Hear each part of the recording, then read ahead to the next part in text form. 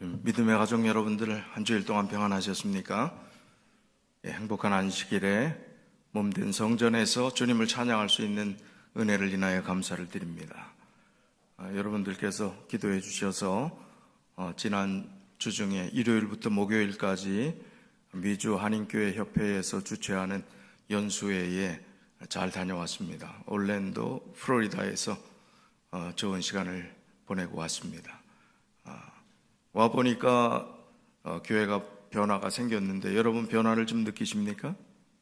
뭐가 달라졌습니까? 제 얼굴이 잘 보이지 않나요? 그전엔 푹 들어가고 제 얼굴이 이 영상으로 보니까 거의 가려져 있던데 오늘 아마 확실하게 나왔으리라고 생각합니다.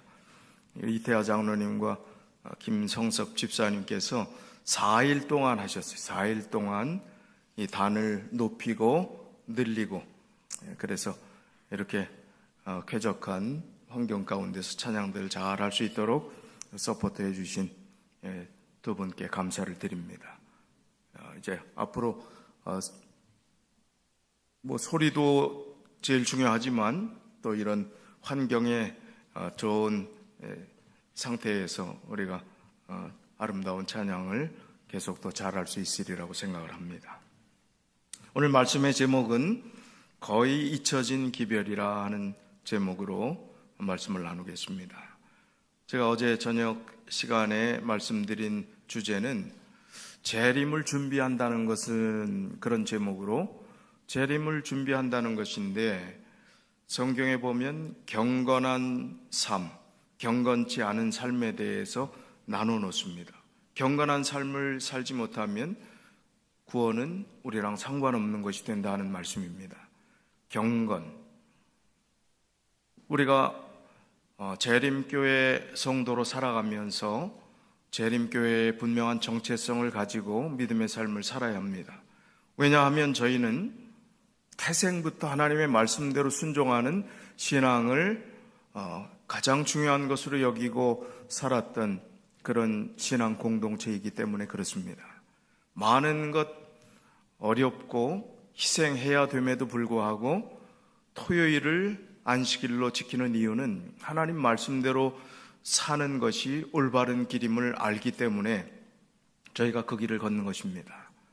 어제 저녁 시간에도 좀 말씀을 드렸지만 우리 재림교회 목사들의 설교가 일반 모든 개신교회 목사의 설교와 별다를 것이 없다면 그것은 큰 문제입니다.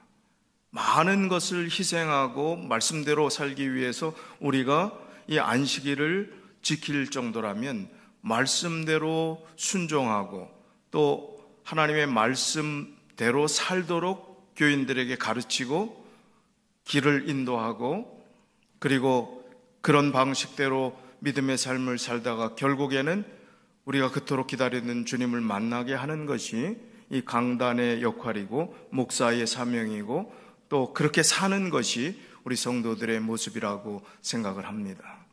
그래서 거의 잊혀진 기별이다 하는 이 말씀은 요즘 재림교회 목사들도 듣기 좋은 소리만 한다는 것입니다. 편안한 말씀, 복받는 말씀, 그저 그렇게 살아도 아무 문제가 없는 것처럼 그저 재미있는 이야기 하다가 끝나는 것이 오늘날의 설교가 되면 안 되겠다는 것입니다. 우리의 가슴을 찌르고 우리가 잘못돼서 하나님 앞에 신실하지 못한 우리의 마음들을 회개하고 주님의 십자가 앞으로 우리의 마음을 돌릴 수 있는 그러한 기별이 이 자리의 기별이 되어야 됩니다. 저는 25세 목회를 나왔습니다. 참 철없는 이 어린 청년의 때에 목회를 나와서 얼마나 많은 시행착오를 했겠습니까? 지금 37년째 목회를 하면서 늘 이 와이프는 와이프 얘기하면 또 제가 혼나겠지만 하는 얘기가 당신 말씀한 대로 당신이나 잘 살라고 당신한테 적용되는 말씀을 했네. 어제도 그러더라고요. 그 얘기를 37년 동안 들었지만 제가 굳세게 합니다. 제가 다 지켜서 잘나서 그렇게 살아서 말씀드리는 것 아님을 고백합니다.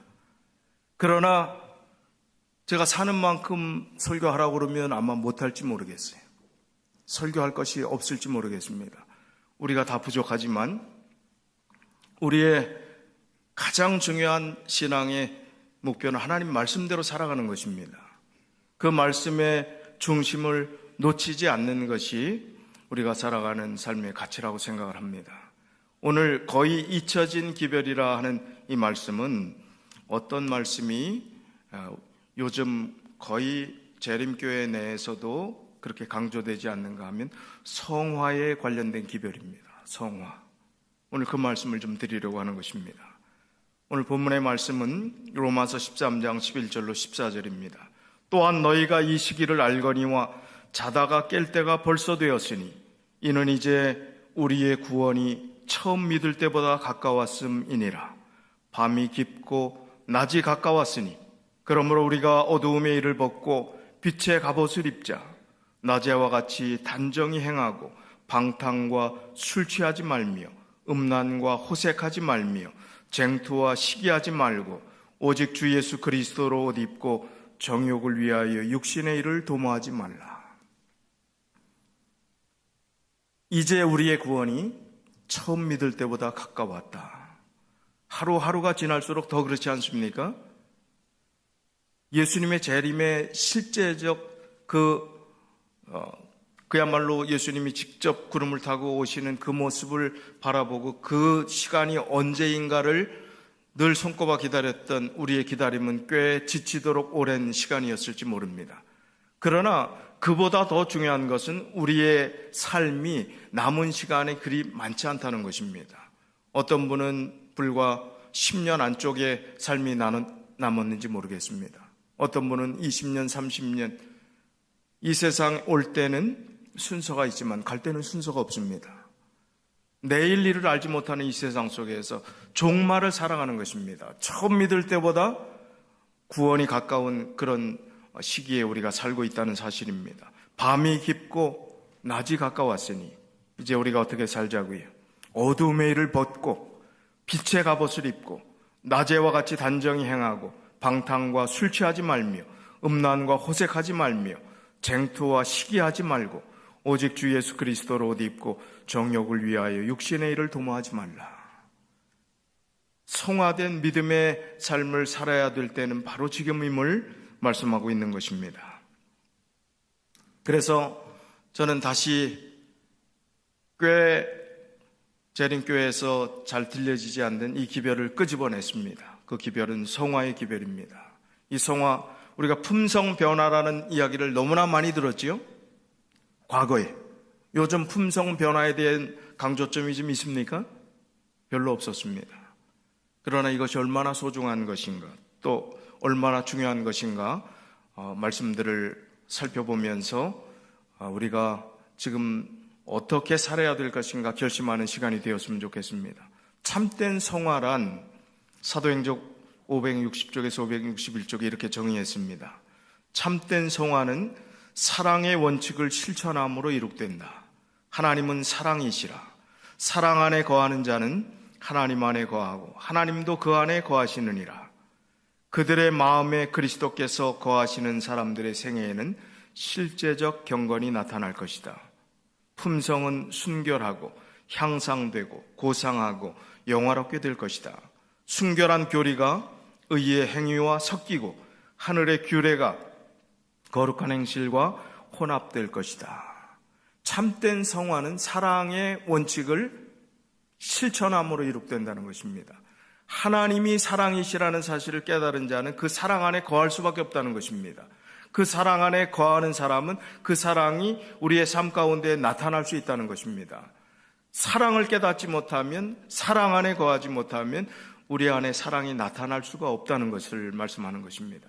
그래서 그 사랑의 원칙 속에서 우리가 예수 그리스도를 닮아가는 삶이 우리의 삶 가운데 가장 소중한 우리의 삶의 방향과 또 삶의 방식이 되어야 됨을 말씀하고 있습니다. 성화의 축복을 얻을 사람은 먼저 자기 희생의 의미를 배워야 한다. 성화의 축복을 얻을 때 내 자신이 살아있고 내 자신이 우선이 되면 안 된다는 것입니다. 그리스도의 십자가는 예수 그리스도께서 모든 것을 다 내어주신 그 낮아지신 그 십자가는 지극히 크고 영원한 영광에 중한 것이 걸려있는 중요한 기둥이다.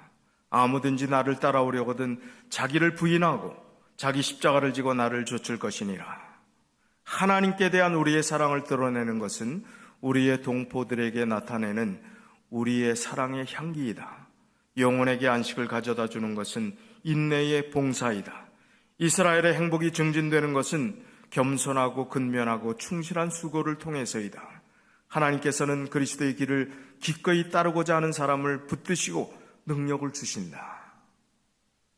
우리가 믿음의 삶을 살아가면서 저 사람은 참 성령의 능력으로 정말 달라졌구나.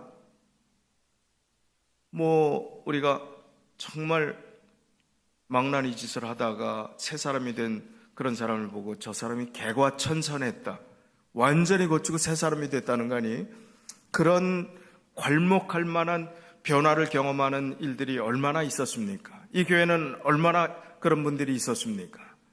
우리의 삶 가운데 그저 이 정도 노출하지 않고 그저 이 정도 상황에서 나는 믿음의 삶을 그런 대로 잘 살고 있다고 생각하는 분들이 계실지 모르겠습니다. 그러나 지금 주시는 이 말씀의 표준과 그 목표를 두고 살아갈 때는 우리는 지금 이 상태에서 완전히 달라져야 합니다. 완전히 새로워져야 합니다. 개과천선해야 합니다.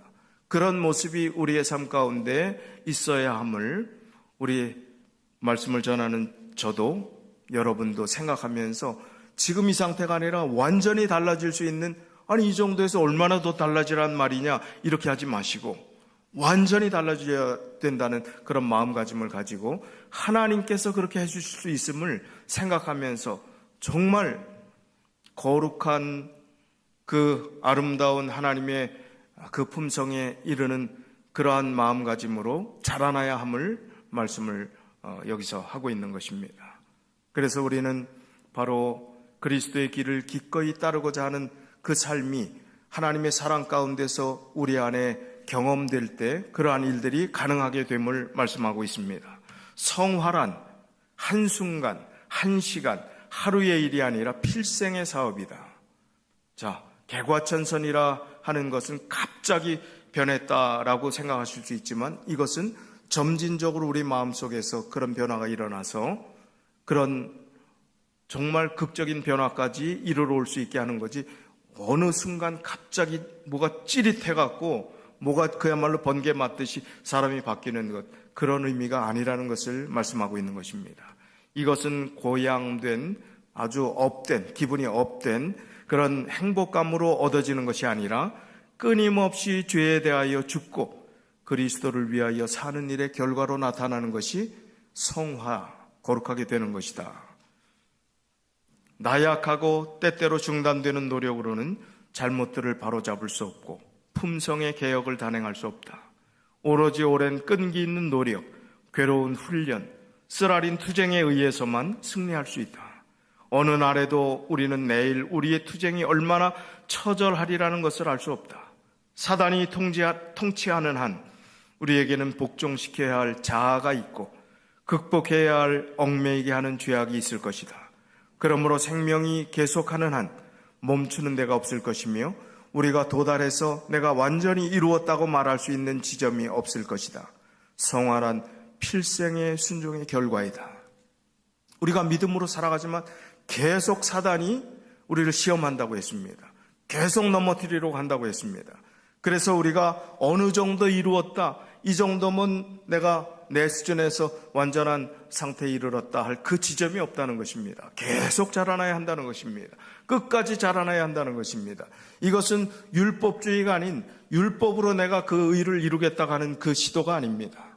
하나님 안에서 내가 예수 그리스도를 닮기 위해서 하나님께 내 자신을 온전히 드리겠다는 그 의지의 표현을 말하고 있는 것입니다. 그래서 성화란 필생의 순종의 결과이지 어느 지점이 있는 것이 아님을 말씀하고 있습니다. 그렇다면 성화가 실행되어야 될 중요한 시작점은 내 내면에서 먼저 시작되어야 한다는 것입니다. 내면의 성화가 경험되지 않고서는 어떻게 외적인 모습으로 나타날 수 있겠습니까? 실물교훈 97쪽에 가루 속에 넣은 누룩이 속에서부터 부풀게 하는 작용을 일으켜 점차 밖으로 나오는 것처럼 하나님의 은혜가 우리의 생애를 변화시키는 역사도 먼저 마음속이 새로워짐으로 이루어진다. 자, 우리를 변화시키는 것이 우리 마음속이 새로워짐으로 시작된다. 그렇게 말씀하고 있습니다. 외적인 개선만으로는 우리를 하나님과 화목해 하기에는 충분치 못하다. 이런 악습, 저런 악한 습관을 교정함으로 품성을 개선하려고 노력하는 사람들이 많이 있다. 그러나 이러한 방법으로 그리스도인이 되기를 바라는 사람들은 출발부터가 잘못된 것이다. 내 습관 하나 고친다고 그것이 내가 이제 성화되었다, 뭐 이루었다 하는 그것은, 그런 마음은 출발부터 생각이 잘못됐다는 것입니다. 우리는 먼저 마음에서부터 시작해야 한다. 신앙을 고백하는 것과 마음속에 진리를 간직하고 있는 것은 전혀 다른 것이다. 진리를 아는 것만으로는 넉넉지 않다. 우리가 진리를 안다고 하면서도 우리의 생각의 방향을 바꾸지 않을 수 있다. 마음이 먼저 변화되고 성화되어야 한다. 마음이 먼저 변화되어야 함을 말씀합니다. 중요한 것은 완전에 이른다는 것이 예수님처럼 닮아갈 수 있고 사람도 예수님처럼 완전할 수 있다고 생각하는 것은 잘못된 완전주의입니다. 우리 인간은 이 죄악된 세상에서 예수님과 똑같이 완전할 수 없습니다. 여기 분명한 답이 베드로전서 1장 15절 16절에 있는 이 말씀, 그 뒤에 제가 가로 뽑은 기별에 있는 말씀을 설명을 드리겠습니다. 오직 너희를 부르신 거룩한 자처럼 너희도 모든 행실에 거룩한 자가 되라. 기록하였으되 내가 거룩하니 너희도 거룩할지어다 하셨느니라. 이 성경 구절을 보면 예수님처럼 똑같이 거룩해야 된다. 그래야 하나님 안에서 완전한 신앙을 하는 것이다 라고 이 성경 구절을 오해할 수가 있습니다. 그러나 가려법은 기별 1권 336쪽에 이 부분을 잘 설명해 주는 말씀이 있습니다. 우리들은 하나님께서 당신의 영역 안에서 거룩하심 같이 우리들 자신의 영역 안에서 우리들의 제한된 능력으로 거룩하게 되어야 한다. 이건 하나님의 거룩, 하나님의 완전이 아닌 하나님께 주신 의, 하나님께서 주신 은혜를 통하여 성령의 능력을 통하여 우리 안에서 이룰 수 있는 그 거룩함이 있음을 말씀하고 있는 것입니다. 우리들의 능력이 미치는 범위 내에서 우리들은 진리와 사랑과 거룩한 품성의 탁월성을 나타내 보여야 한다.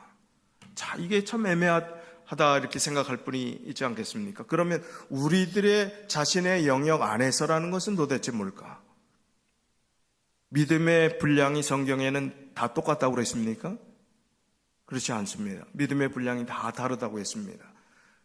그리고 믿음의 분량이 다르다고 하는 것은 겨자씨만한 믿음 이야기도 성경에 했고, 또 어떤 때는 굉장히 생명까지 다 하나님께 드리고 때로는 전 재산을 다 바치고 하나님을 따라야 그것이 하나님을 온전히 순종하는 것인 것처럼 말씀하는 부분도 있습니다. 그러나 우리의 영역에서 거룩해진다고 하는 것은 믿음의 분량이 다른 것처럼 우리가 하나님께 우리의 의지를 하나님께 드리는 그 마음의 자세를 하나님께서 받으시고 그 사람의 믿음의 분량에 따라 하나님께서는 우리에게 의롭다고 여겨주시고 우리를 하나님의 사람으로 인정해 주시고 그 믿음을 받으신다는 사실을 우리가 기억해야 하는 것입니다. 자, 그렇다면 성화의 비결, 어떤 것이 성화의 비결이라고 말씀하고 있는지를 살펴보겠습니다. 성화된 생애 83쪽, 84쪽에 그리스도의 품성을 명상하고 그분의 구원하시는 능력을 체험할수록 우리는 더욱 예민하게 자신의 연약함과 불완전함을 깨닫게 될 것이며 그리스도를 더욱 진지하게 우리의 능력과 구속자로 바라보게 될 것이다. 그리스도의 품성을 명상하고 그분의 구원하시는 능력을 체험하게 될 때 십자가의 은혜가 영생을 하나님께서 나에게 주신 그 은혜가 얼마나 큰 것인가를 깨닫게 될 때 우리는 더욱더 예민하게, 더욱더 진지하게 예수 그리스도가 우리의 구원자이심을 바라보게 될 것이라고 했습니다. 우리는 한국의 유교적인 전통을 많이 가지고 있기 때문에 예를 중요시하는 민족입니다. 그래서 어른들을 잘 공경하고 또 친구들의 신의를 중요하게 생각하며 또 상하 또 이 관계 속에서 지켜야 될 예절들을 잘 강조를 합니다. 그렇기 때문에 인간관계 속에서 우리는 남에게 신세를 지지 않으려고 노력을 하고 또 은혜를 입었을 때는 그 은혜를 어떻게든 갚으려고 노력하는 것이 우리의 민족의 특성입니다. 그렇다면 여러분이 굉장히 큰 어려움, 공경에 처했을 때 여러분에게 정말 그 어려움을 해결해 줄 수 있는 그 구원자가 나타났다면, 은인이 나타났다면, 그리고 그 어려운 문제를 해결해 줄 수 있었다면 그 사람에 대해서 여러분은 어떤 태도를 가지고 살겠습니까? 그 사람에 대해서 함부로 하겠습니까? 너무나 감사해서 그 사람에게 아마 충성을 다할지도 모르겠습니다. 그 사람에게 평생 감사의 마음을 가지고 어떻게든 잘하려고 노력할 것입니다. 인간의 인지상정으로 그럴진데 하나님께서 독생자를 보내주시고 우리를 위해 생명을 주시고 모든 것을 다 드리신 이 구속의 의미를 이해하지 못한다면 우리는 사람에게 나에게 조금 베풀어준 그 은인을 대하는 그 태도보다 하나님에 대한 태도는 형편없다는 것입니다. 깨닫지 못한다는 것입니다. 계산할 수 없는 큰 사랑을 베푸신, 그 구원을 베푸신 그 하나님께 우리가 얼마나 더 헌신하고 얼마나 더 충성을 다해야 되겠냐는 말씀입니다. 우리 생명을 다 드릴 만큼 그만큼 헌신해도 이것은 부족할 정도라, 그런 마음가짐이 있어야 되는 것 아니겠습니까? 기독교가 예수 그리스도와 제자들, 사도들을 통해서 복음이 전달됐을 때 그 복음은 살아있는 십자가의 복음이었습니다. 그 십자가의 복음을 받아들인 아주 그야말로 배움도 없었던 연약한 그때 성도가 되었던 사람들은 그 십자가의 의미를 이해했습니다. 생명을 드리는 것으로 이해했습니다.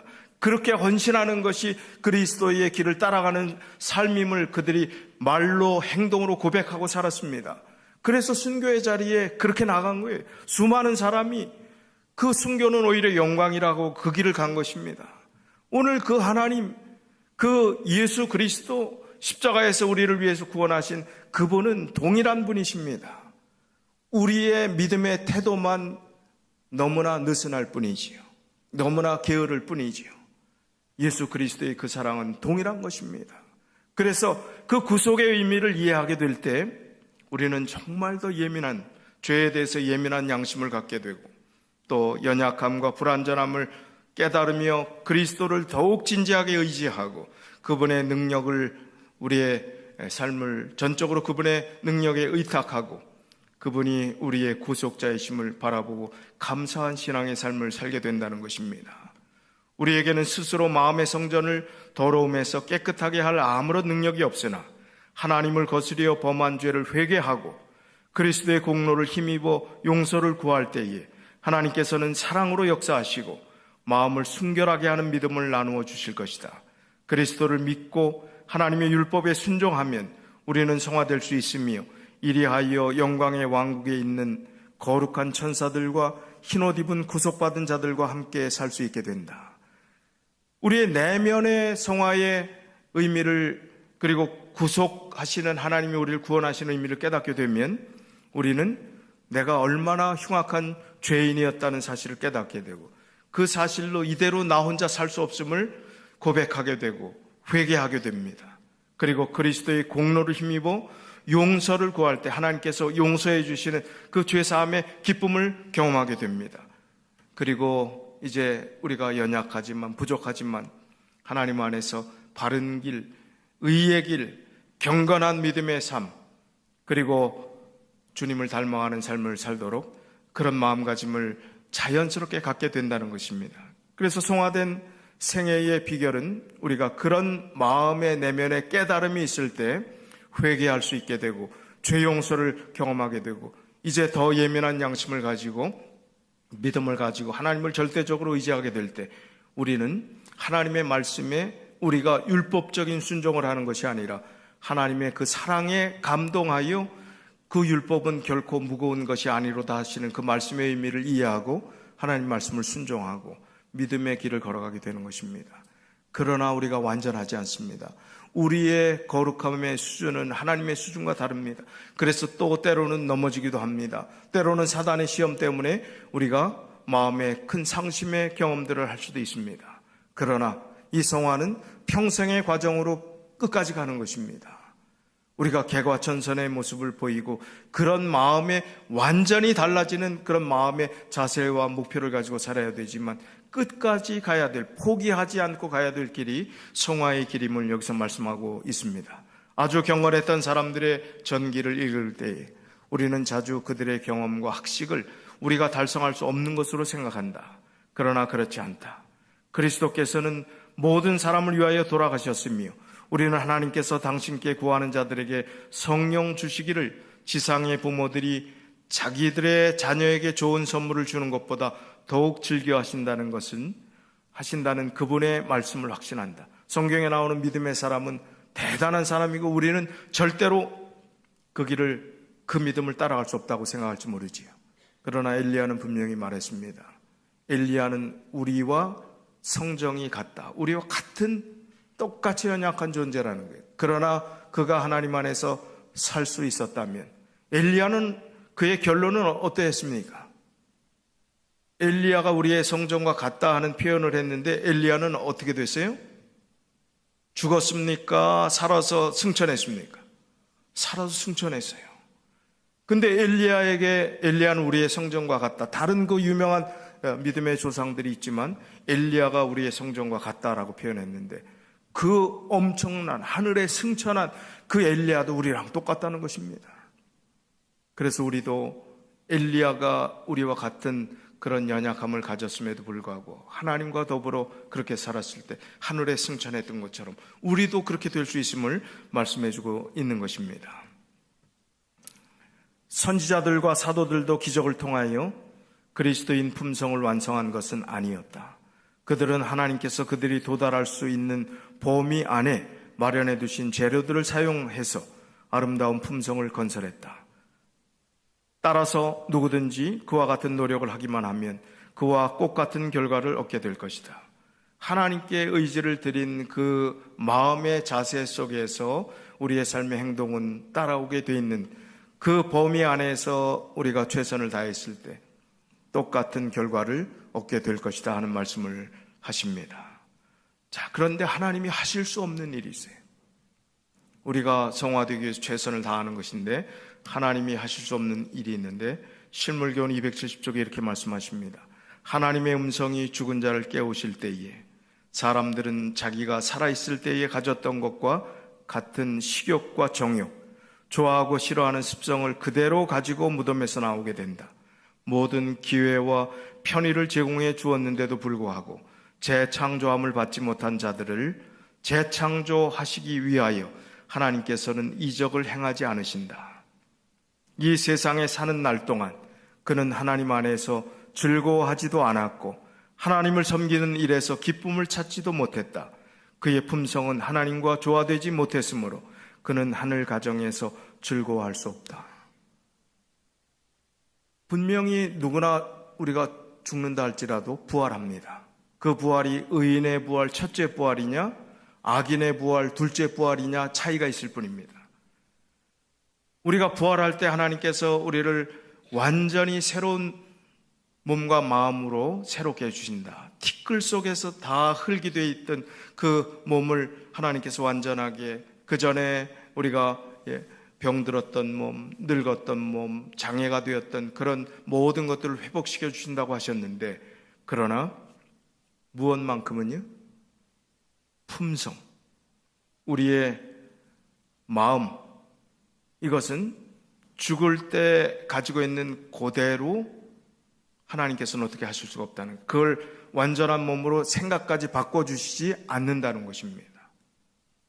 그래서 중요한 것은 우리에게 기회라는 것은 지금 살아있을 때 지금이 마지막 기회라는 것입니다. 터닝 포인트, No turning point라는 이야기를 하지요.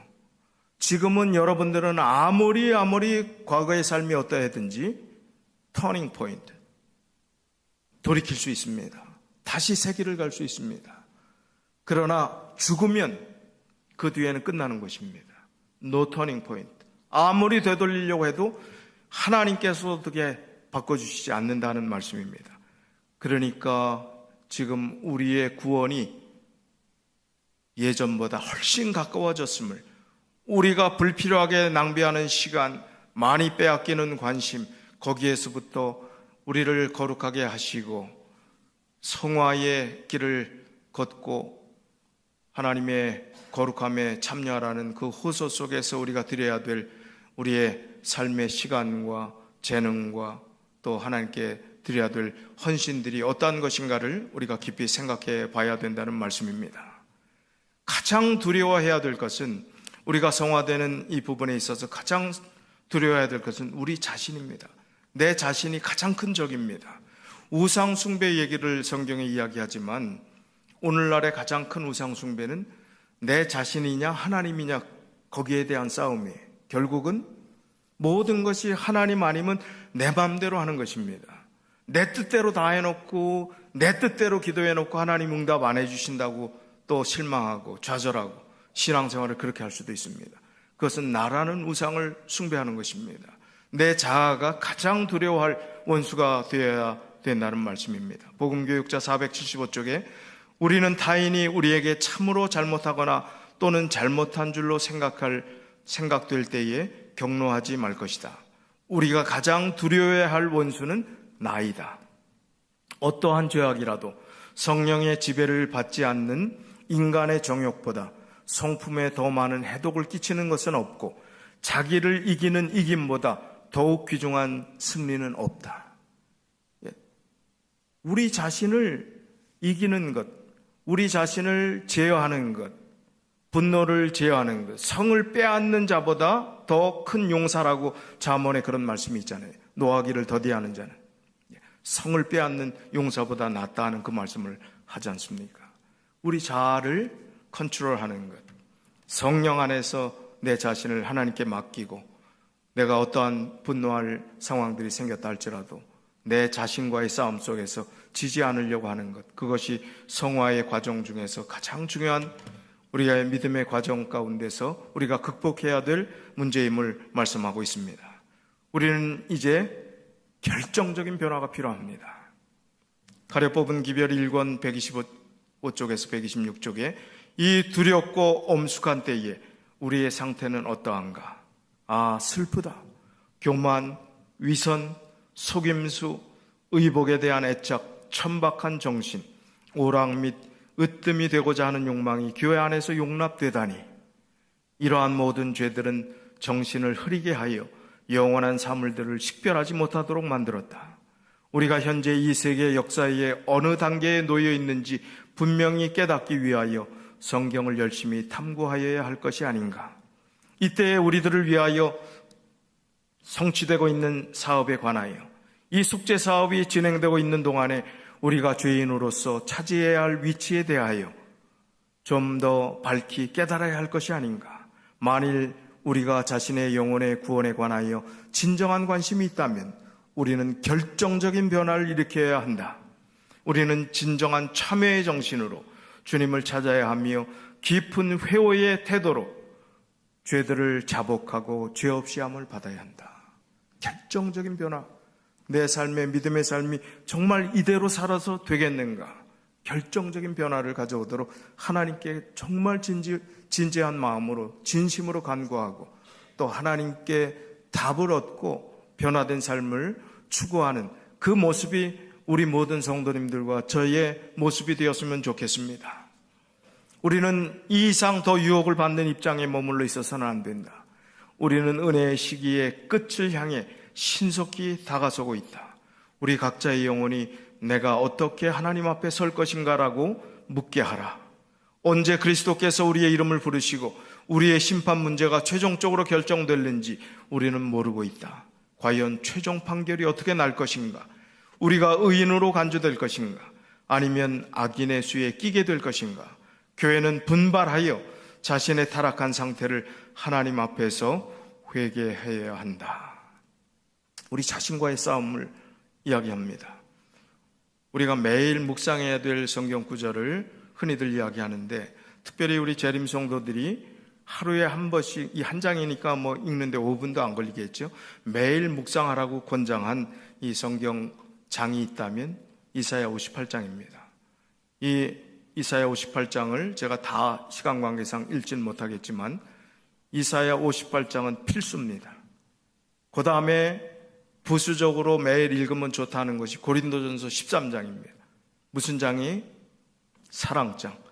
이것을 읽고 우리 재림 성도의 정체성에 대한 말씀을 이 이사야 58장을 통해서 나의 참된 하나님을 향한 삶이 이 말씀의 구절 속에서 적용되고 이루어지고 있는가, 진정한 참된 금식이 영적인 태도에서 이루어지고 있는가, 이 말씀의 근거에서 내가 어떻게 살고 있는가를 날마다 점검해 볼 필요가 있습니다. 그리고 실천적인 측면에서의 고린도전서 13장의 사랑의 특성들을 우리의 삶에 적용하는 것이 필요합니다. 그래서 이 이사야 58장에 있는 말씀을 여러분께서 꼭 하루에 한 번씩은 읽으실 것을 권장을 합니다. 자, 성화를 가로막는 사단의 가장 큰 시험이 있습니다. 좀 전에 자아라는 말씀을 드렸지요. 그 자아를 극복하지 못하는 것이 있을 수 있는데 이것은 굉장히 중요한 시험을 우리에게 주십니다. 히브리서 12장 14절에 모든 사람으로 더불어 화평함과 거룩함을 좇으라. 이것이 없이는 아무도 주를 보지 못하리라. 그리스도 안에서 믿음의 삶을 걸어갈 때 모든 사람이 누구가 아니라 모든 사람으로 더불어 화평함과 거룩함을 좇으라. 이것이 없이는 아무도 주를 보지 못하리라. 요한 1서 3장 15절로 19절엔 더 강하게 말했습니다. 그 형제를 미워하는 자마다 살인하는 자니 살인하는 자마다 영생이 그 속에 거하지 아니하는 것을 너희가 아는 바라. 그가 우리를 위하여 목숨을 버리셨으니 우리가 이로써 사랑을 알고 우리도 형제들을 위하여 목숨을 버리는 것이 마땅하니라. 누가 이 세상 재물을 가지고 형제의 궁핍함을 보고도 도와줄 마음을 막으면 하나님의 사랑이 어찌 그 속에 거할까 보냐. 자녀들아, 우리가 말과 혀로만 사랑하지 말고 오직 행함과 진실함으로 하자. 이로써 우리가 진리에 속한 줄을 알고 또 우리 마음을 주 앞에서 굳세게 하리로다. 얼마나 큰 도전입니까? 우리 자아를 내려놓는 가장 큰 시험에 통과하도록 주님께서는 아주 강력한 경고의 말씀을 하십니다. 제가 서두에 25살에 목회했다고 말씀을 드렸어요. 25에 참 철없을 때 나와서 지금까지 목회하면서 목회의 길이 정말 보람되고 은혜롭고 정말 행복한 목회가 대부분이었고, 정말 이 세상에서 하나님께서 나에게 이런 좋은 분을 만나게 하셨는가 하는 그런 축복이 있습니다. 그런데 그렇지 않은 부분이 있었을까요? 산전수전 다 겪었습니다. 제가 담임 목회하는 곳엔 다 건축을 했어요. 건축하는 그 교회마다 돈이 넉넉해갖고 여유있게 건축하는 교회 보셨습니까? 정말 어떤 때는 목사로서 이거는 도저히 못할 일이다. 너무나 가난하게 힘들게 살아가는 분들에게까지 교회 건축을 위해서 호소해야 되고 막 쥐어짜는 것 같아요. 제가 막 쥐어짜는 것 같아요. 그런데 할 만한 사람이 뺀질거리고 하나도 안 하는 걸 보면 어떨까요? 왜 이렇게 미운지.